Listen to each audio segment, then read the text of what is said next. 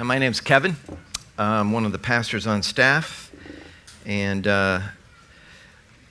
Jamie is on vacation, so somewhere in Buffalo, doing something with family. So we are in the middle of a series called The Sound of Glory.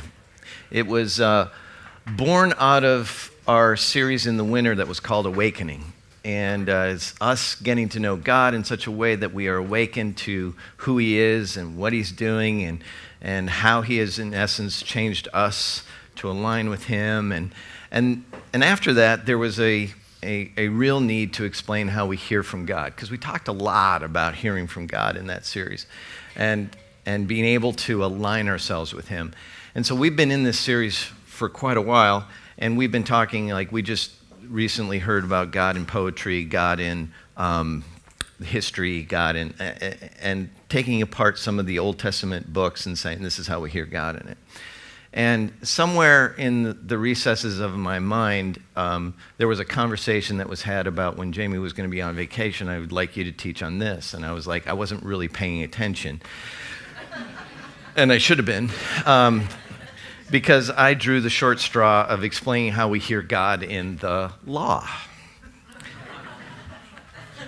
At Journey, right, there's a good one. So I'm going to do my best, and you're going to have a good time. So, and I'm in a weird mood this morning, so that'll help. And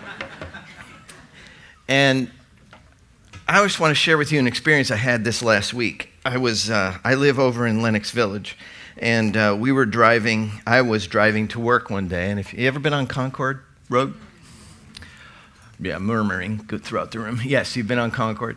And in the morning, Concord is really busy, and so it lines up, like you get lines in these, at the lights. Well, I pulled out onto Concord, and there was a police officer 3 or 4 cars in front of me because he went by right before I pulled out. And it was an exceptionally busy morning. And so the line of traffic wasn't moving really fast. And we were coming up to Sunset. And if you know Concord, it has one lane that goes one way, one lane that goes the other, and then there's this special middle lane. And the special middle lane is if you're turning left, you use it. Well, on Concord, and I don't know if you've driven it much, people use it for all kinds of stuff.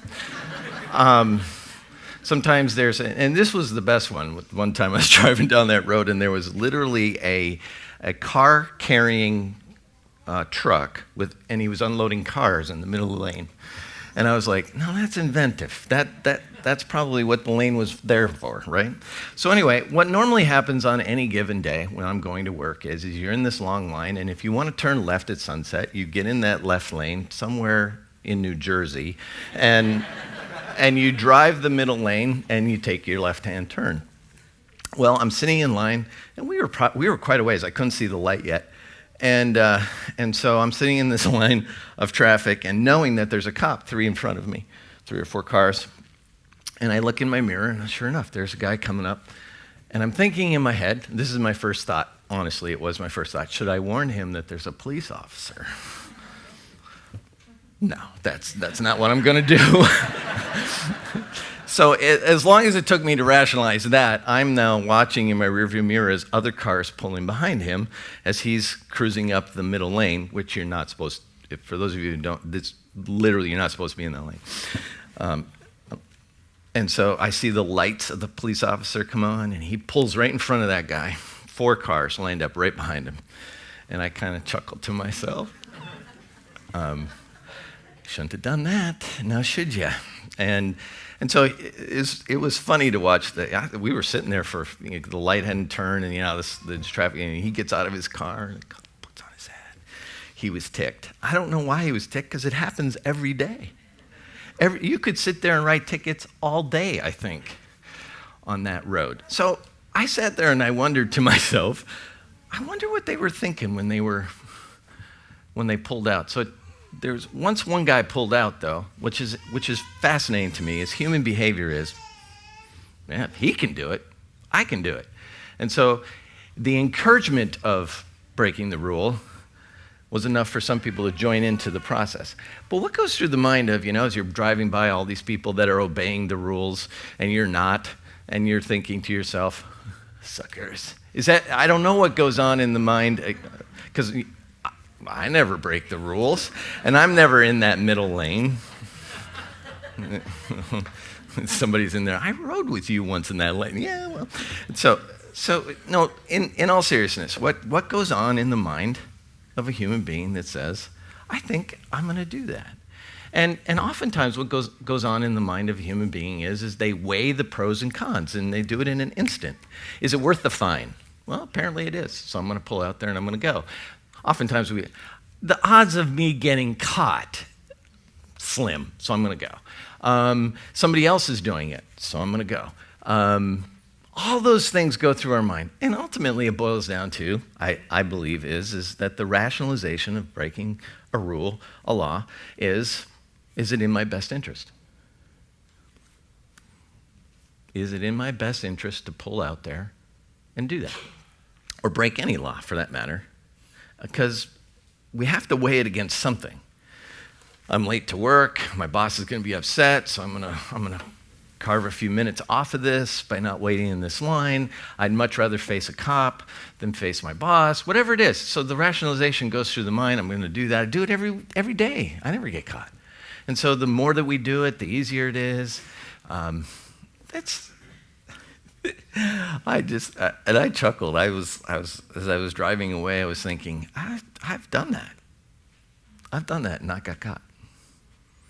And I know, all you good Christian people never do anything that you're thinking, well, I wouldn't do that. Yeah. In case you're wondering why the law exists, I've also seen the result of this, is that along there's a bunch of places that you can turn in left. I've seen two cars meet, one that's shooting for the traffic light and the other one that's actually trying to turn left. And that's not pretty either, because nobody knows what to do. Sometimes they stop, sometimes they hit, but in that middle lane there's a reason why you're not supposed to drive in it. In case you're wondering, there was a reason for the law. It wasn't just.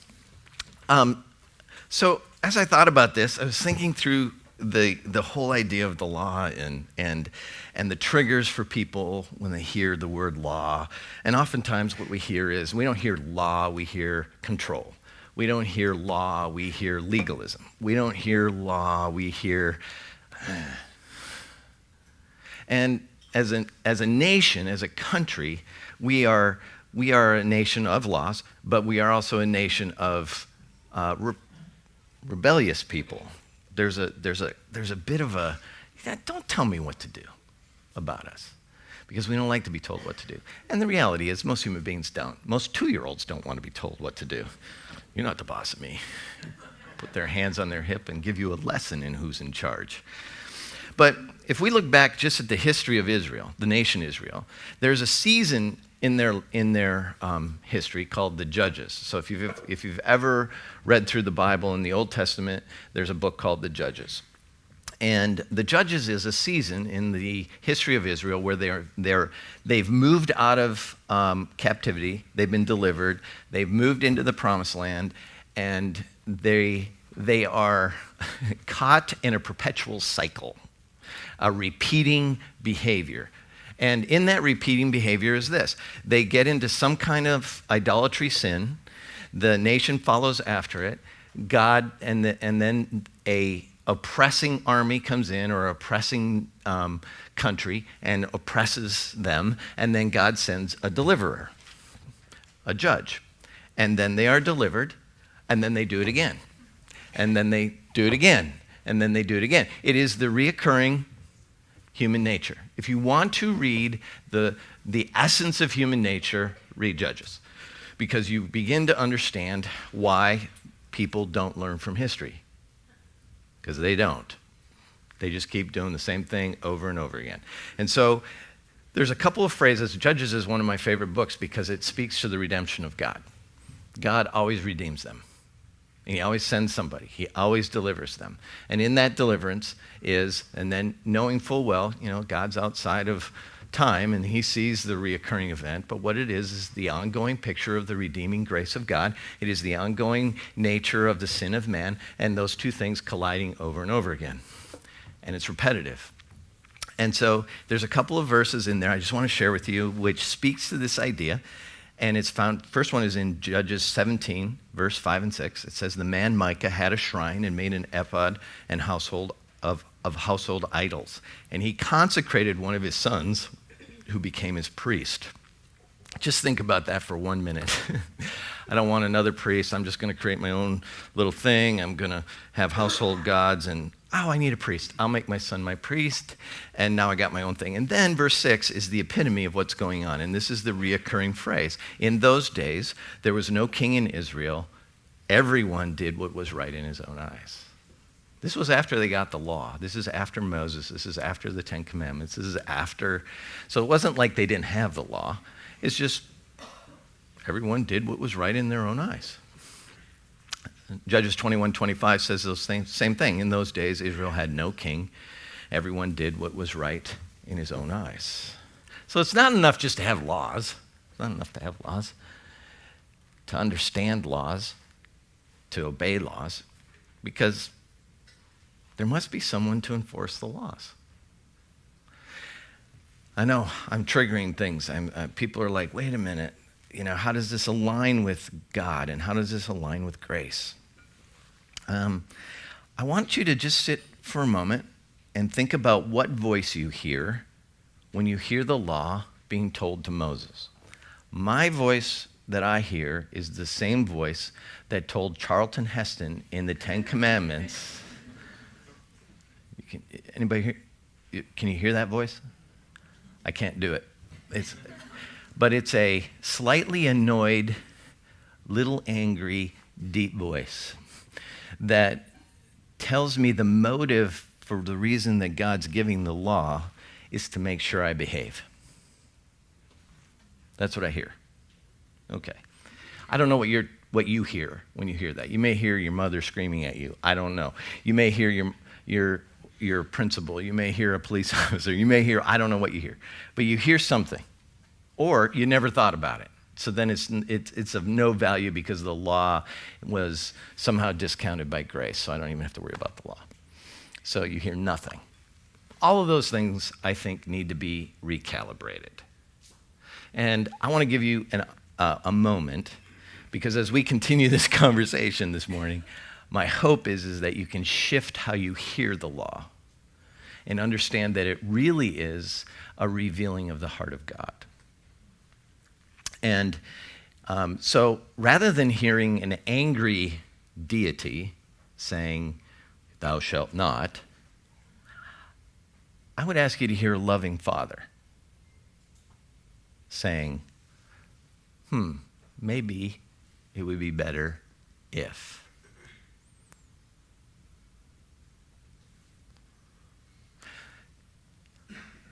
Rather than hearing God saying, I want to control you, maybe you want you to hear, I want you to flourish. Trying to recalibrate the way you're hearing it.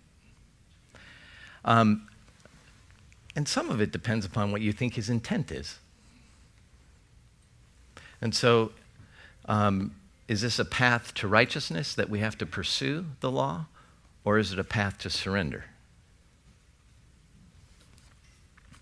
So I'm going to read through Exodus chapter 20, verses 1 through 17. It's the giving of the Ten Commandments.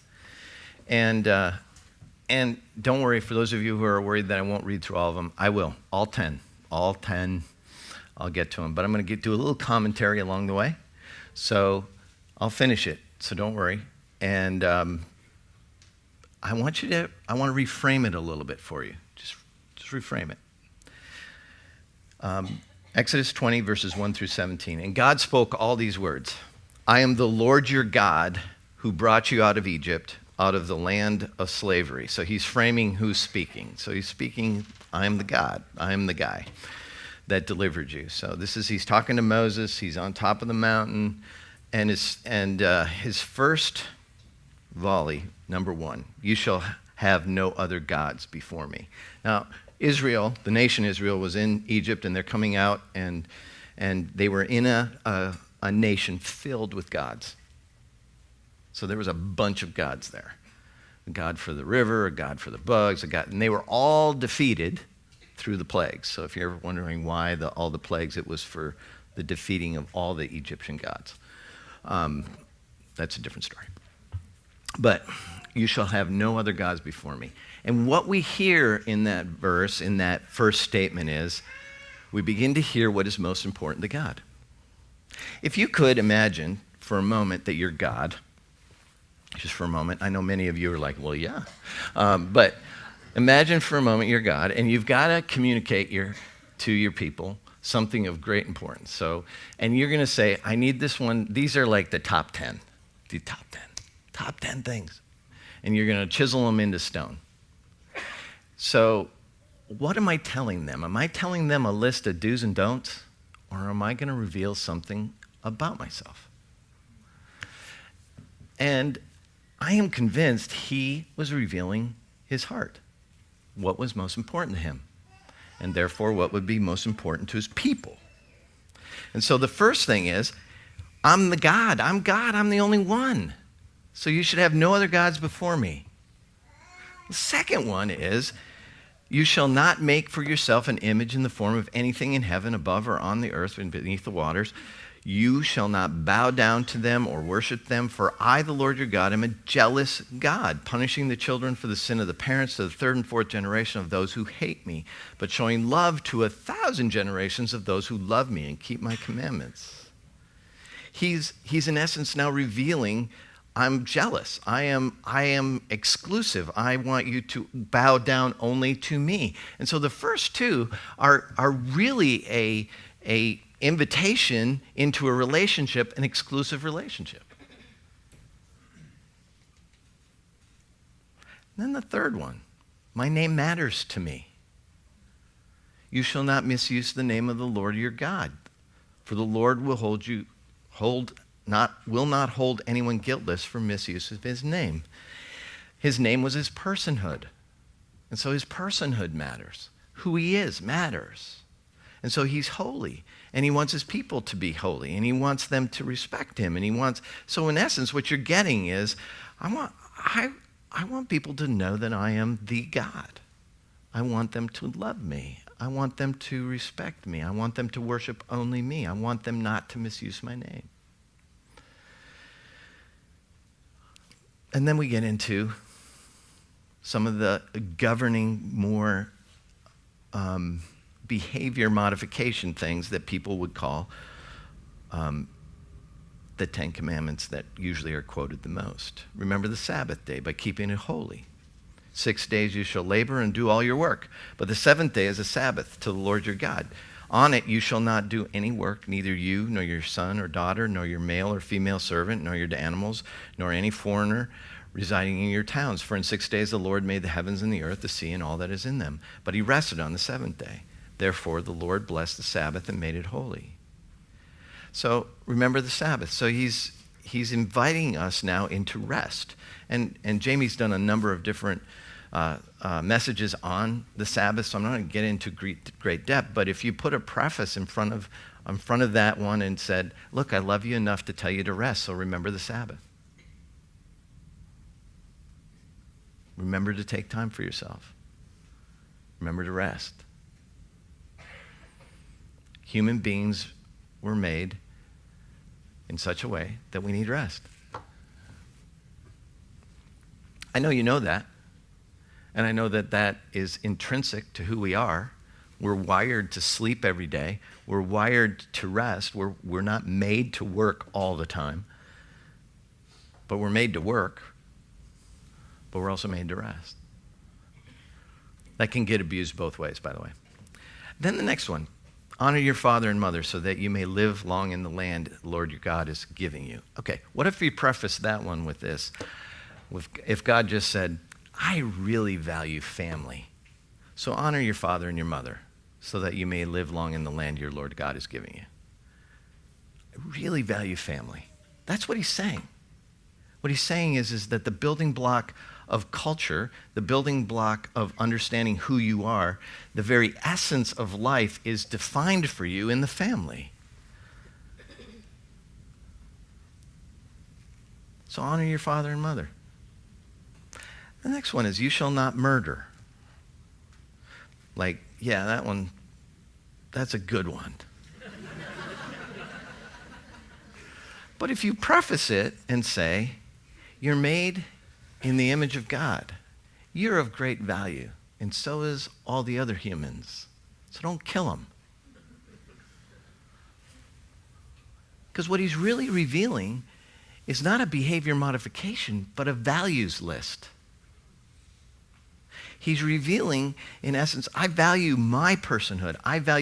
God says, I am the Lord your God. You shall have no other gods before me. Don't bow down to anything that is a graven image. Don't misuse my name. I'm valuable. That's what he's saying.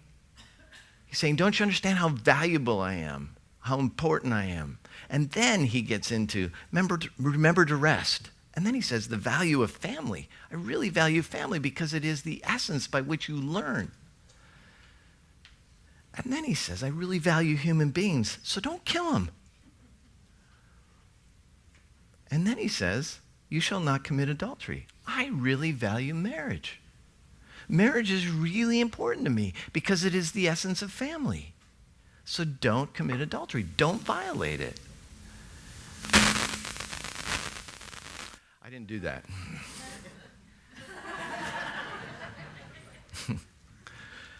And then he says, you shall not steal. You shall not steal. What is it about taking stuff from somebody else that reveals the heart of God? There's a couple of things at play there. Stealing implies that I am going to not work for what I get, and so I devalue work. I devalue the other person's personhood, and I take what doesn't belong to me. And so what he's saying, I value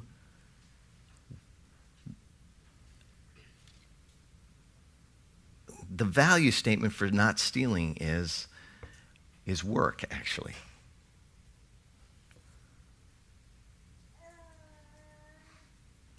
And the next one is, you shall not give false testimony against your neighbor. I value truth. He values truth. So the last one is a classic. You shall not covet your neighbor's house. You shall not covet your neighbor's wife or his male or female servant, his ox or donkey or anything else that belongs to your neighbor. And for the life of me, when I was growing up, I had to memorize these. I could not remember that one. You shall not covet. I could remember the other ones because don't lie, don't commit adultery, don't commit murder. Those ones were not difficult. But the covet thing didn't stick well in the brain of this 10-year-old, largely due to the fact probably I was really good at it. But what it reveals about the heart of God, you shall not covet, is this. It reveals that we have a tendency to be not content with what God gave us. And so it's not just an offense to others. Really, it's not. Actually, it's a private sin. Most of the time, coveting is done in the heart of man, where some of these are very, very much so against the person. You murder them, adultery, stealing, false testimony, all does damage to somebody else. The coveting does damage to our relationship with God. Because what we're doing when we covet is we want something other than what God has given us. And so what we're saying in essence to God is, I really don't want what you gave me, I want what you gave them. And that's an affront to God. We often don't say it out loud. If we do, we're like, wow, okay, you really want somebody else's thing. But most of the time it's a private, internal, lack of contentment. So if you were to ask God, and I've actually prayed this prayer to some degree or another, is to ask God, Lord, if you could just tell me in a postcard what you're thinking. Or if you could just send me a note. Email's fine. Text. I'm good any which way you want to communicate. And the whole idea behind this series, the whole idea behind it is how do I hear from God? And I think one of the clearest ways he ever communicated his heart was the Ten Commandments. Because it reveals what is of great value. If you were going to tell somebody to write down and chisel it into stone, these are the most important things I want you to remember. Wouldn't you think it somehow communicates who and something about who you are? I know I'd want it to be.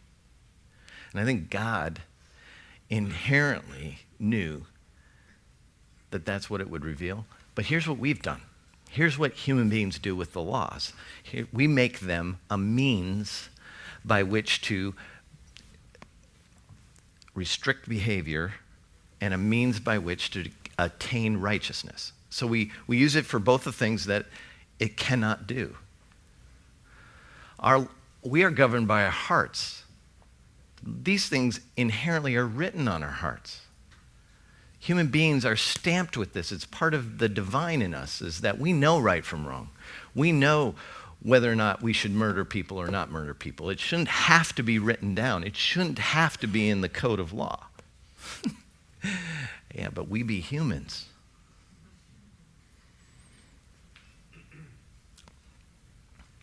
And we find ourselves in the constant struggle of finding a place by which what do we do with this? And there's a trigger that goes on in every brain, the law. And for some people, that's just a swear word. That just is one of those words that they use it as a cuss word. And for other people, it's their job. And for other people, it's like for other people, like the law's for them. I don't need a law. And the whole thing turns into this quagmire of, I think, a lack of clarity. And it's one of the most clear things we get from God. It's one of the most clear ways we hear from God is in the law. Galatians 5:14 says, "For the entire law is fulfilled in keeping this one command. Love your neighbor as yourself." Love your neighbor as yourself. Back to my story when I was sitting in my car watching this happen. And in my heart of hearts, I'd love for you to tell you that I sat there and go, oh, it's too bad that they got caught. I'd love to sit here and tell you I was really kind of disappointed that the cop pulled them over. And I wasn't. I actually was thrilled. I actually was like, you deserve that. Because it really bugs me when you pass me on the left and you're not supposed to. See, what that is in me and in you when that happens it is the lack of recognition of my need for grace. It's the lack of recognition of the fact that if I could get away with it, it's okay for me to get away with it. But for somebody else to get away with it at my expense, now that's not okay. So they should get caught and they should pay. And there's people in the room going, yep, that's justice. That's the way it should be. So then in that case, every time a justice-driven person breaks the law, they should go in and turn themselves in because they should pay. Truth. Whereas for most of us, we probably don't speak it out loud, or and there's sometimes where I actually root for people who are breaking the law, which just seems really odd. You watch a movie and you go, oh, I'm rooting for the bad guy. Well, and then it becomes relative. Like if you've ever seen a Fast and Furious movie, you're like, okay, who should I root for in this? Because they just constantly are doing bad things, and they're doing bad things. There's no good in this. There's no good resolution to this, is that everybody gets away with everything. And what happens in that equation, in that idea, is that you bring down this idea of the law to a place of gray, right? So if we can move away from this black and white idea, this is where we struggle. This is where we struggle as Christians, because really, is the law fulfilled and therefore no longer relevant? Or is the law still relevant and we still are governed by its modifications of our lives? It's really hard. It would be really hard as a Christian to go through life and say, I think I'm going to disregard the 10 Commandments because they're no longer relevant to me. I can kill people, I can steal, I can covet, I can give false testimony, and still find yourself in line with God. That would be really difficult, don't you think? Yeah, maybe. kind of. So it's not really gray. It's actually kind of black and white. The problem is we move it into legalism. The problem is that we take it and we start using it. This is God's standard, and we start using it as our standard by which we judge people. And we stop hearing from God, and we start using it as a tool to control people. It wasn't intended to be that.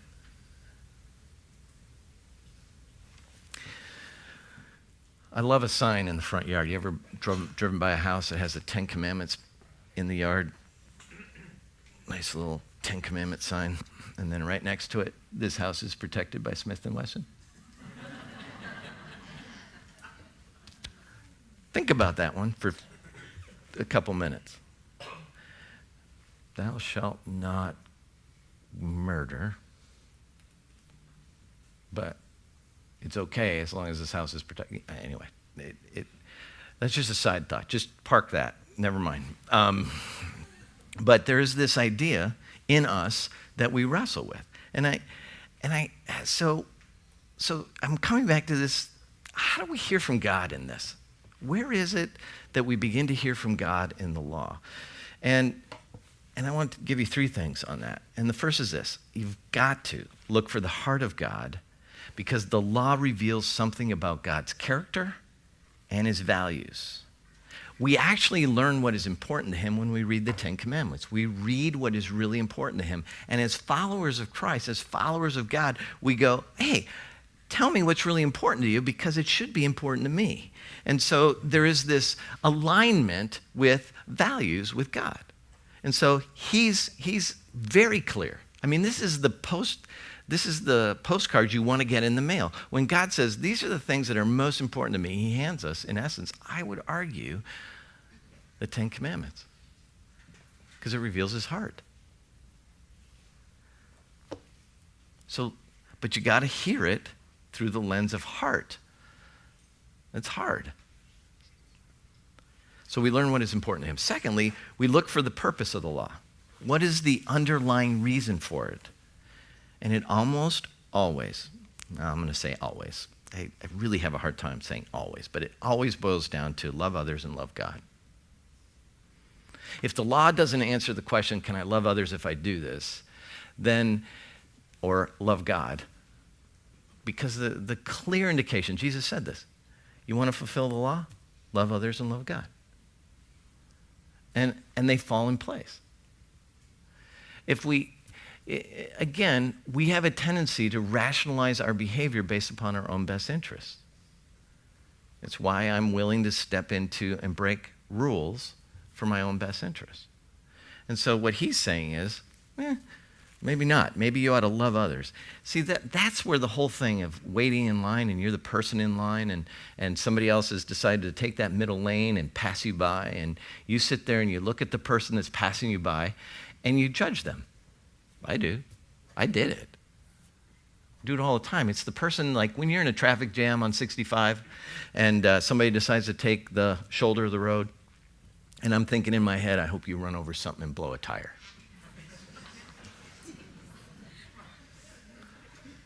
Because I'm in line. I'm obeying. I'm the person doing what I'm supposed to be doing, and you're over there trying to get around everybody else who's obeying. And that's wrong. That's just breaking the rules. So I hope you get caught. So it goes through my mind. And it bothers me. And then there are the people that actually, if you're coming up on the right, that'll pull over in that lane and try and bump you into the guardrail. Never happened to you? I'm the guy that thinks about it. I'm the guy that sits there and goes, and sometimes, if I'm in one of my, unhealthy moods, slide over, beeping his horn at me. Get in line. Don't you think that? Because it's the rules. Don't you want to just roll down your window, a little road rage? Get in line! No? Okay. Good Lord, people. You are much more in line with God than I am. Great.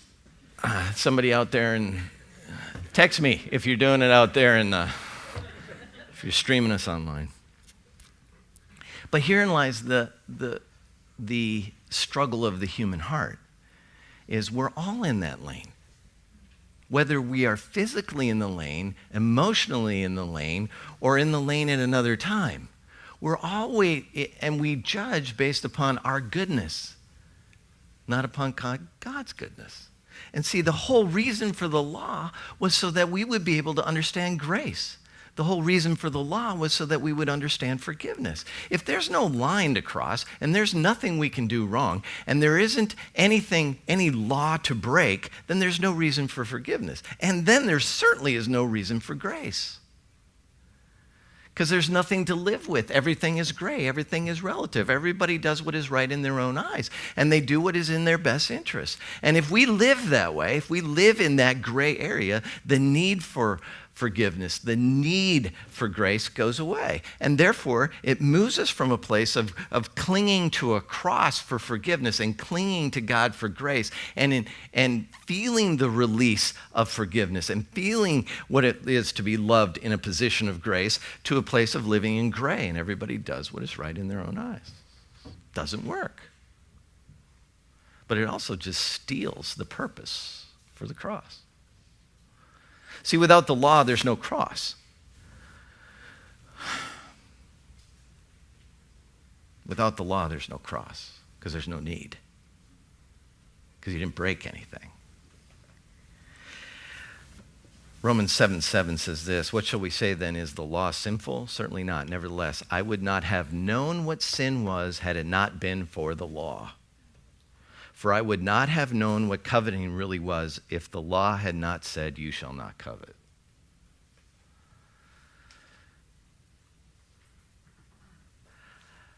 Where it becomes legalism, where we move into this place, is where we honestly believe, and there's people that believe this, it's crazy. It's a crazy thing about human beings. If I just keep the law, I can get enough righteousness so that I'm just like God.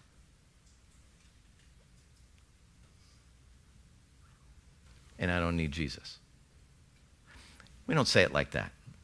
We usually say it like this. Like I just said a minute ago. I'm keeping the rules, they're not. I'm better than them. No, you're not. You're just seeing them in a moment when they're breaking the law. You break the law. It's why you need Jesus.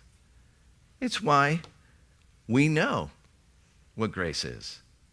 See, the law serves the Christian. It serves the Christian to allow us not to get deluded into the fact that we can work our way to heaven, that we can manufacture our righteousness, that the law is the constant, ongoing reminder that I need Jesus. It's the constant. And if we discount the law, then we discount the cross.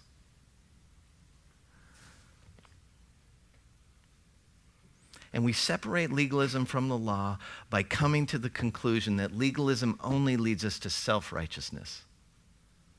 Legalism leads us to self-righteousness, which leads us away from God, whereas embracing the law leads us to grace and forgiveness, which leads us to God. Because there's a realization that I can never be righteous by keeping the law. So the law serves the Christian to keep our head on straight and our hearts aligned with God. How do we hear from God in the law? It is the constant, ongoing reminder that you can't do this without Jesus. You can't.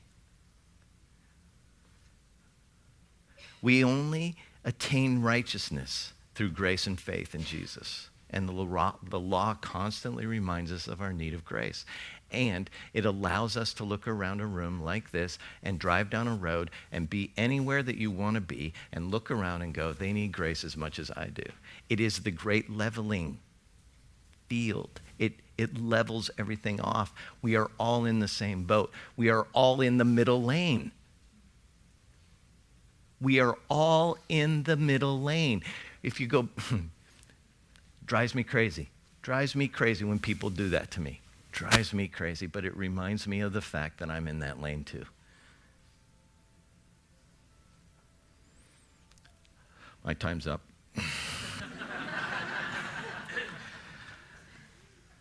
And so here's the truth. Here's the crazy truth about us. We must be reminded of our own need for grace. So we don't delude ourselves into thinking we might be able to manufacture our own righteousness by keeping the law.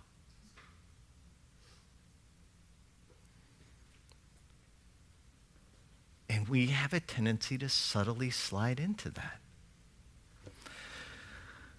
So with that being said, as we kind of put a bow on this and we wrestle with the law, I know there's a lot of triggers in it. If we could just hear it as a deliverance of the heart of God rather than the rules by which he wants to control us. And if you could move that position, it would really help. But if you want to embrace the law from the standpoint of grace, you begin to understand without the law, there's no forgiveness. There's no grace. So we are about to close this service. And as we close this gathering, we have communion set up. And I wanted communion set up for this reason, is to remind you that our deliverance from the law, our forgiveness, our grace, was a great expense to God and free to us. And that great expense obviously was Jesus. And so I'm going to give you a few minutes. You can stare at the floor. You can stare at the ceiling. You can listen to these songs.